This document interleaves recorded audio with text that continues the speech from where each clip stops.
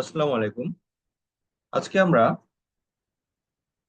Two এর পরে কোন কোন জায়গায় ভার্বের সাথে আইএনজি বসে সেই বিষয়টি নিয়ে আলোচনা করব। আমরা সাধারণত অল্প কিছু অর্বস এবং ফ্রেজ সম্পর্কে জানি যাদের পরে আইএনজি বসে। মোট কথা হচ্ছে যে আমরা মূলত জানি টু এর পরে সাধারণত ভার্বের সাথে কোনো কিছু বসে না, মানে ভার্বের বেস ফর্ম বসে। কিন্তু কিছু কিছু অর্বস ফ্রেজ আছে যার পরে ভার্বের সাথে আইএনজি বসে, এবং সেটা আমরা খুবই সীমিত জানি। যেমন with a view to, look forward two, এরপরে হচ্ছে বি ইউজ টু অথবা গেট ইউজ টু। এগুলো হয়তো জানি সাধারণত, সাধারণত এগুলো শেখানো হয়। কিন্তু এছাড়াও আরো কিছু কিছু ওয়ার্ডস এবং ফ্রেজেস আছে যাদের পরে আসলে এরকম ভার্বের সাথে আইএনজি বসে উইথ টু, এবং এগুলো বিভিন্ন চাকরি পরীক্ষা এবং এডমিশন টেস্টে আসে। তো আমরা সেগুলো নিয়ে আলোচনা করব, এবং কেন এই টু এর পরে ভার্বের সাথে আইএনজি বসে সেটা নিয়ে আলোচনা করব। ওকে, শুরু করা যাক।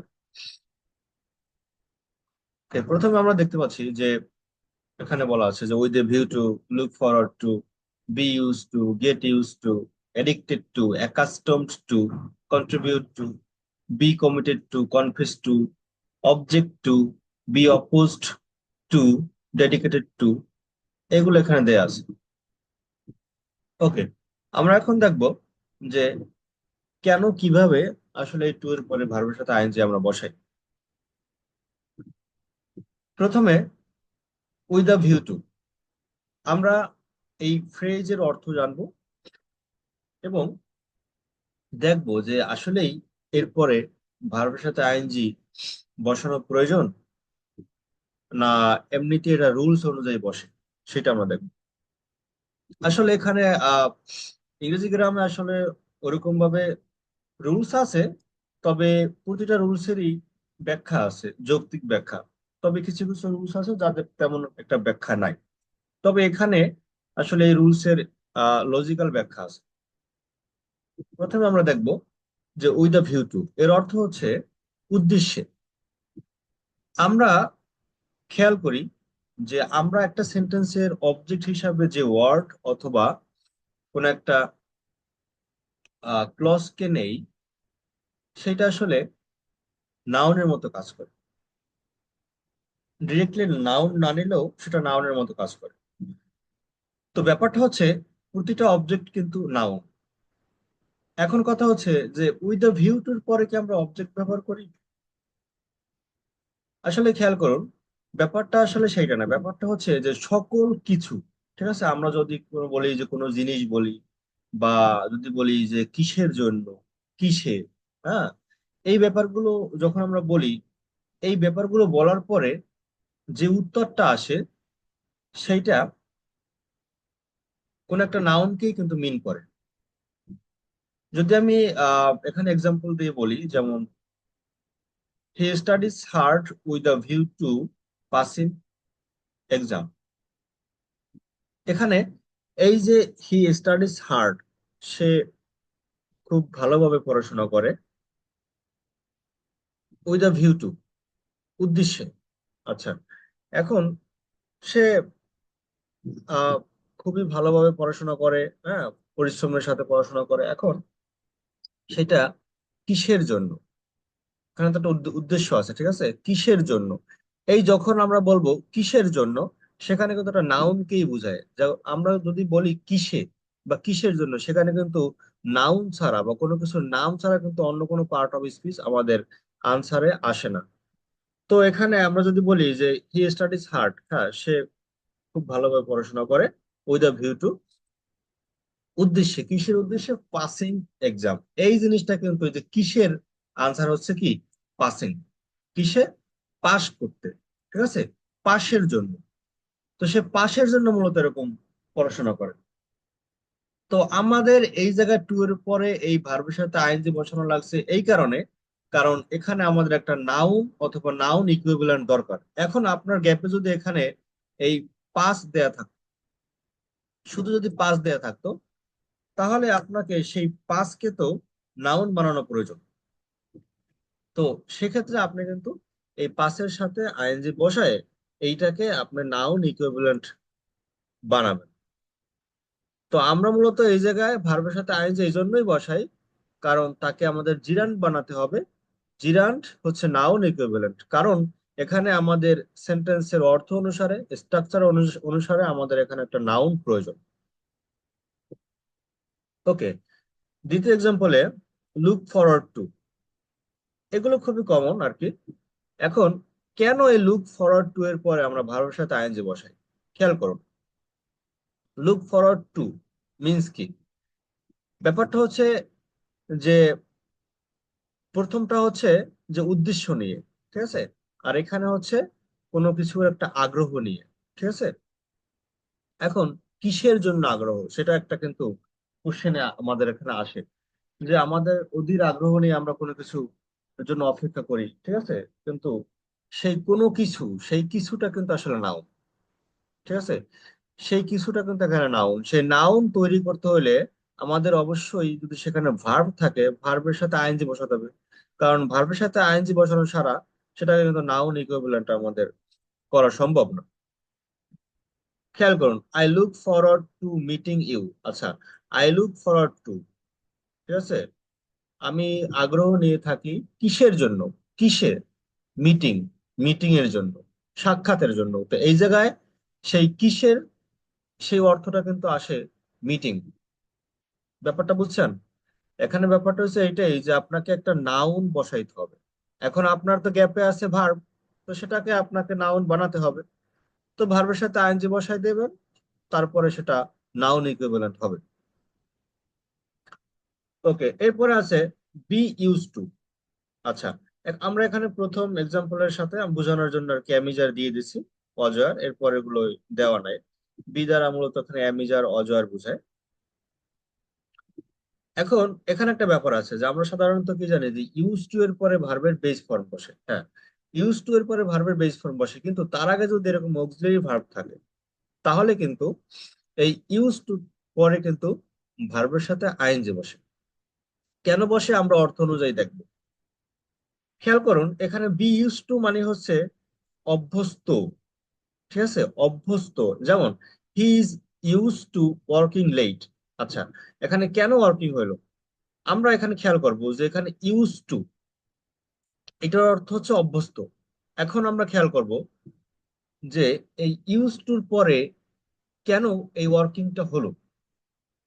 খেয়াল করি, হি ইজ ইউজ টু, সে অভ্যস্ত। এখন আমরা যদি কোশ্চেন করি যে সে অভ্যস্ত, কিসে অভ্যস্ত, এই যে কিসে, এই কোশ্চেনের আনসার কিন্তু অবশ্যই কোনো একটা নাউন আসবে, কারণ কিসে মিন্স কোন একটা নাউন তো বুঝাবে, ঠিক না, কোনো কিছুকে বুঝাবে। তা কোনো কিছু মিন্স কি? Everything means noun. থিং যুক্ত যত জিনিস আছে সবই কি নাউন। কোনো কিছু মিন্স কি নাউন। তাহলে সে অভ্যস্ত, কিসে অভ্যস্ত? ওয়ার্কিং, ঠিক আছে, ওয়ার্কিং এ অভ্যস্ত। সেটার পরে আমরা আবার লেট দেবো, অ্যাডভার্ব ইউজ করবো, কিন্তু মূলত তো ওয়ার্কিং, ওয়ার্কিং লেট, এই সম্পূর্ণ জিনিসটা কিন্তু ইউজ টু এর আনসার। এখানে এই ওয়ার্কিং হয়েছে একটা কারণে, কারণ ইউজ টু, এখানে আমরা যদি কোশ্চেন করি যে কিসে অভ্যস্ত, তারপর আমাদের একটা নাউন লাগবে, কিন্তু আমাদের এখানে আছে ভার্ব। তাহলে কি করতে হবে? এই ভার্বের সাথে আমাদের আইএনজি বসাতে হবে। ওকে, এরপরে যদি আমরা দেখি বি কমিটেড টু, এখানে ওই একই ব্যাপার, যে এই কমিটেড টু এর পরে আমাদের একটি নাউন প্রয়োজন, অথবা নাউন ইকুইভ্যালেন্ট প্রয়োজন, কিন্তু আমাদের আছে verb. He is committed to helping the poor. এখন এই সেন্টেন্সের অর্থ হচ্ছে হি ইজ কমিটেড টু, সে কমিটেড, সে প্রতিজ্ঞাবদ্ধ, ঠিক আছে। এখন আমরা তো কোশ্চেন করতে পারি বা জানার জন্য যে আসলে সে কিসে, কিসের জন্য বা কিসে প্রতিজ্ঞাবদ্ধ। ওকে, সেক্ষেত্রে আমাদের একটা নাউন প্রয়োজন, অবশ্যই আনসার যেটা আসবে নাউন। ওই যে অবজেক্টের মতো কি বা কাকে, কি বা কাকে দিয়ে আসলে কোশ্চেন করলে যে আনসারটা আসে সেটা কিন্তু অবশ্যই একটা নাউন আসে। এখানেও সেই একই রকম আর কি, যে কমিটেড টু এরপরে আমাদের একটা নাউন ইকুইভ্যালেন্ট দরকার, কিন্তু আমাদের আছে ভার্ব, সেটাকে আমাদের জিরান বানাতে হবে। So he is committed to helping the poor. কিসে কমিটেড? হেল্পিং, ঠিক আছে, সাহায্যে, ঠিক আছে, সে সাহায্যে কমিটেড। কাদের? দ্য পুয়ার, ঠিক আছে, সে গরিবদের সাহায্য করায় প্রতিজ্ঞাবদ্ধ। তো ব্যাপারটা হচ্ছে আমাদের এখানে অর্থ অনুসারে আমাদের এই ভার্ব, এই যে ভার্বের সাথে আইএনজি বসাতে হয়, কারণ সেটাকে নাউন বানাতে হবে। তেমনি কনফেস টু, ওকে, সে কনফেসড, ঠিক আছে, সে স্বীকার করে। কিসে? কিসে স্বীকার করে? কোন বিষয়ে সে স্বীকার করে? চিটিং, ঠিক আছে, চিটিং। ওকে, সে যে চিটিং করেছে সেটা সে স্বীকার করছে। তো ব্যাপারটা হচ্ছে এইটাই যে সে কনফেস করছে কিসে, কোন বিষয়ে সে কনফেস করছে, সেটা হচ্ছে চিটিং, প্রতারণায়। কিসে? On the test. এখানে ওই একই ক্ষেত্রে আমাদের নাউন প্রয়োজন, এই জন্য কিন্তু চিটের সাথে আমরা আইনজি বসাইছি। এরপর অবজেক্ট টু, ওকে, আমরা অবজেক্ট, কোনো কিছুর বিরুদ্ধে আমরা অবজেক্ট অথবা অবজেকশন দেই, ঠিক আছে। এখন সেই অবজেকশনটা দেই তো কোনো কিছুর উপরে, কোনো কোনো বিষয়ে আমরা অবজেকশন দেই, সেই বিষয়টা তো অবশ্যই নাউন। এখানেও একই, যেমন দে অবজেক্ট টু, তারা অবজেকশন দেয় বা অবজেক্ট করে। কিসে? বিল্ডিং, ঠিক আছে, কোন একটা বিল্ডিং এ, ঠিক আছে, দ্য ফ্যাক্টরি হিয়ার, ঠিক আছে, এর কনস্ট্রাকশনে তারা অবজেক্ট দেয়। তো আমাদের এখানে যে বিল্ডিং, ঠিক আছে, বিল্ডিং এর সাথে আমাদের আইনজীবী বসাতে হবে ওই একই ক্ষেত্রে। তেমনি এখানে অপোজ দেওয়া, ঠিক আছে, কোনো কিছুতে অপোজ দেওয়া, তা কোনো কিছুতে, সেই কোনো কিছুটা অবশ্যই নাউন। তো সেক্ষেত্রে আমাদের এখানে এই অপোজের পরে এরকম টু আছে, কিন্তু এখানে আমাদের এই কাটিংটাকে ওই নাউন ইকুইভ্যালেন্ট আমাদের তৈরি করতে হবে, কাটকে, যাই হোক, সেই জন্য আমরা এই কাটের সাথে আমরা আইএনজি বসাইছি। এরপরে বি এডিক্টেড টু, হ্যাঁ, আমরা যদি বলি যে কেউ এডিক্টেড, আসক্ত, অবশ্যই আমরা বলবো, কোশ্চেন করি সাধারণত সে কিসে আসক্ত। আসক্ত তো মানুষ কত কিছুতেই হয়, সেই যে কিসে আসক্ত, এই ব্যাপারটা কিন্তু আসলে নাউনকেই নির্দেশ করে। তো সেক্ষেত্রে এই যে এডিক্টেড, সে কিসে এডিক্টেড? প্লেইং, খেলায়। কি খেলায়? Video games. এটা পরের বিষয়, কিন্তু আসলে সে খেলায়, খেলাধুলায় সে এডিক্টেড। তেমন ডেডিকেটেড, ওকে, সে ডেডিকেটেড, কিসে ডেডিকেটেড? সার্ভিং, সেবায়, ঠিক আছে, এখানে সে ডেডিকেটেড কিসে? সার্ভিং, সেবায়। এখানে কিন্তু এই সেই নাউনকে মিন করার জন্য সার্ভের সাথে আইএনজি বসাইছি আমরা। ওকে, এই তো হচ্ছে যে আমাদের আহ, কোন কোন জায়গায় কিসের জন্য এই টু এর পরে ভার্বের সাথে আইএনজি বসানো। আহ, এরপরে আসলে আহ, আরো স্পেসিফিক কিছু বিষয় আছে, যেমন প্রেফার টু। এই প্রেফার টু এর পরে আমরা কিভাবে ভার্বের সাথে আইএনজি বসাই। এখানে একটা ব্যাপার আছে যে অনেক সময় আমরা বুঝি না যে আসলে কেন হচ্ছে এরকমটা। আসলে এখানে একটা তুলনার ব্যাপার বোঝাচ্ছে, এবং টু এর দুই পাশে আসলে ভার্বের অথবা নাউনের অবস্থাটা কি সেটা অনুযায়ী আর কি ব্যাপারটা, কিন্তু মূল ব্যাপারটা হচ্ছে এখানে তুলনা করা বোঝায়। ওকে, আমরা একটু খেয়াল করি যে প্রথমে prefer to plus base form, ঠিক আছে, এখানেও তুলনা করা বোঝাবে, কিন্তু ব্যাপারটা একটু ভিন্ন। দেখি, যেমন I prefer to read books rather than watch TV. এখানে এই যে প্রেফার টু রিড, এই টু রিডটা হচ্ছে ইনফিনিটিভ ফর্ম। আর এখানে পরে হচ্ছে এই অস, এটাও কিন্তু ইনফিনিটিভ, কিন্তু এটা হচ্ছে বেয়ার ইনফিনিটিভ। ব্যাপারটা হচ্ছে যে আমাদের এই টু এর পরে অথবা টু এর উভয় পাশে আমাদের নাউন অথবা নাউন ইকুইভ্যালেন্ট আমরা জিরান বলি অথবা ইনফিনিটিভ বলি, দুইটারই চেহারা একই হতে হবে। তাহলে আমরা এখানে ব্যাপারটা বুঝতে পারবো।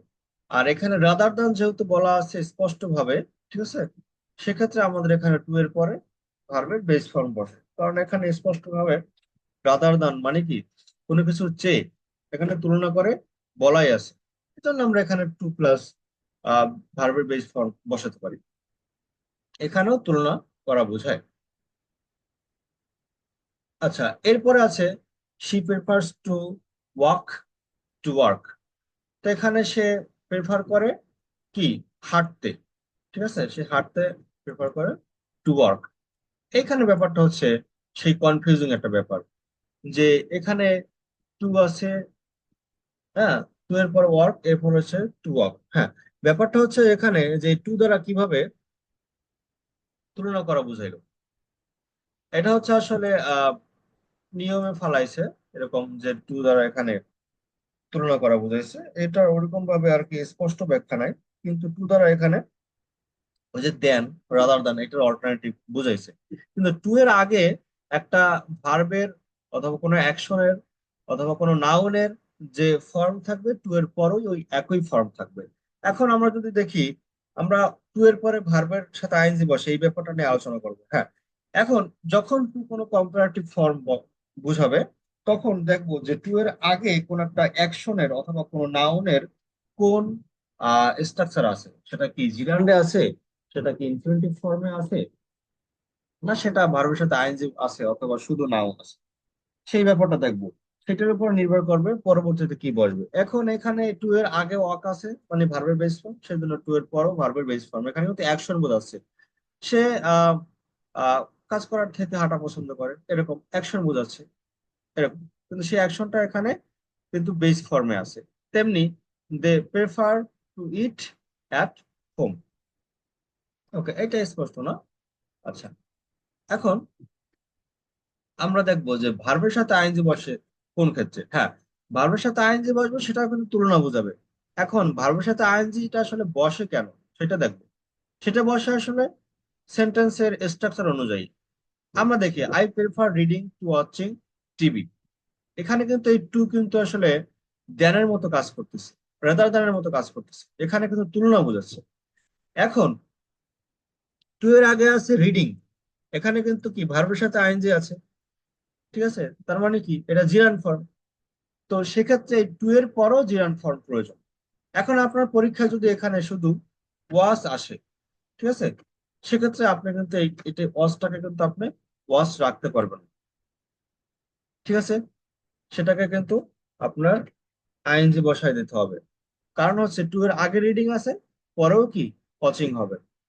এটা হচ্ছে আসলে মূলত নিয়ম। এরপরে he prefers working alone to working in group. এখানেও ওই একই ব্যাপার আর কি, এর আগে ওয়ার্কিং আছে, এরপর আছে আবার যে he prefer living in the city to living in the village. হ্যাঁ, ব্যাপারটা হচ্ছে এটাই যে টু এর আগে, ঠিক আছে, টু এর আগে একটা নাউন ও নাউন ইকুইভ্যালেন্ট অথবা একটা ফ্রেজের যে স্ট্রাকচার থাকবে, পরেও সেই একই স্ট্রাকচার থাকবে। এখানে লিভিং ভার্বের সাথে আইএনজি এর পরে কোন একটা স্থান আছে, তেমনি এখানে ভার্বের সাথে আইএনজি এর পরে কোন একটা স্থান আছে, মানে একই রূপ বসবে। এটা হচ্ছে আসলে মূল কথা। আমরা এই প্রিফার টু এর পরে ভার্বের সাথে আইএনজি বসাই, কারণ এই টু এর আগেও ভার্বের সাথে আইএনজি থাকে, এটাই হচ্ছে মূল কথা। আচ্ছা, এরপর আমরা দেখবো গেট ইউজ টুর পরে কেন ভার্বের সাথে আইএনজি বসে। আসলে গেট ইউজ টু মানে হচ্ছে কোনো কিছুর সঙ্গে ধীরে ধীরে অভ্যস্ত হয়ে যাওয়া, এটা হচ্ছে প্যাসিভ একটা ব্যাপার। আসলে কোনো পার্সন, আহ কোনো সাবজেক্ট তার সাবকনসাস মাইন্ডে অথবা আনকনসাসলি সে কোনো কিছুর সাথে আহ আসলে অ্যাডজাস্ট হয়ে যাচ্ছে, ঠিক আছে, অভ্যস্ত হয়ে যাচ্ছে। এটা কিন্তু কি, এটা কিন্তু সে নিচ্ছে প্রকৃতির মাধ্যমে, ঠিক আছে, তার সিচুয়েশন, তার সারাউন্ডিংস এর মাধ্যমে সেটা কিন্তু সে গেট করতেছে, ঠিক আছে, গেট করতেছে ন্যাচারালি। সেই ব্যাপারটা আর কি এখানে বোঝানো হচ্ছে। যেমন I am getting used two walking, এখানে ওই যে বি ইউজ টু, তেমনি এখানে গেট ইউজ টুর ব্যাপার, ঠিক আছে। শুধু ইউজ টুর পরে কিন্তু ভার্বের পরে বেস ফর্ম, কিন্তু এর আগে যদি গেট থাকে অথবা বি থাকে, তারপরে কিন্তু এখানে ভার্বের সাথে আইএনজি বসে। তেমনি I am getting used two walking up early, যেমন আমি সকালে উঠে পড়ায় ধীরে ধীরে অভ্যস্ত হচ্ছি। হ্যাঁ, তেমনি she got used to living alone, সে একা থাকতে অভ্যস্ত হয়ে গিয়েছিল। হ্যাঁ, এটা কিন্তু একটা ব্যাপার হয়ে যায়, ঠিক আছে, কোনো পেসিভ ভাবে একটা হয়ে যায়। কোন একটা মানুষ সিচুয়েশনে পড়ে একা আছে, কিন্তু এমন একটা ব্যাপার হয়ে যায় এক সময় সে সেই একা থাকাটাকে নর্মাল হিসেবে নিয়ে নেয়, ঠিক আছে। They are getting used to new system, তারা নতুন সিস্টেমের সঙ্গে অভ্যস্ত হয়ে যাচ্ছে।